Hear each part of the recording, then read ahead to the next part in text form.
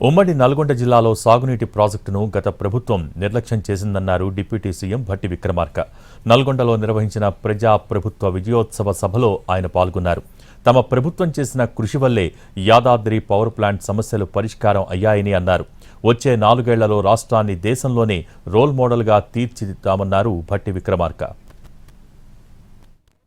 ఈరోజు అతి కొద్ది సమయంలో కేవలం మేము సంవత్సరం కాలం కూడా పూర్తి చేసుకోకుండా ఉన్నటువంటి సమయంలోనే ఈరోజు యాదాద్రి పవర్ ప్రాజెక్ట్ని గ్రిడ్కి అనుసంధానం చేసి 800 మెగావాట్ని ఈ రాష్ట్ర ప్రజలకి అందించామన్న సంగతి కూడా ఈ సందర్భంగా మనవి చేస్తూ ఉన్నాం.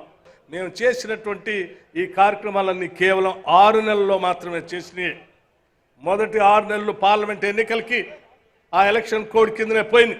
6 నెలల్లోనే మేము ఇన్ని పనులు చేస్తే రాబోయే 4 సంవత్సరాల్లో తెలంగాణ రాష్ట్ర భవిష్యత్తునే యావత్ భారతదేశం మొత్తం కూడా తెలంగాణ మోడల్ లాగా ఉండేటట్టుగా దేశమంతా ఇక్కడికి వచ్చి చూసేటట్టుగా చూపిస్తామని కూడా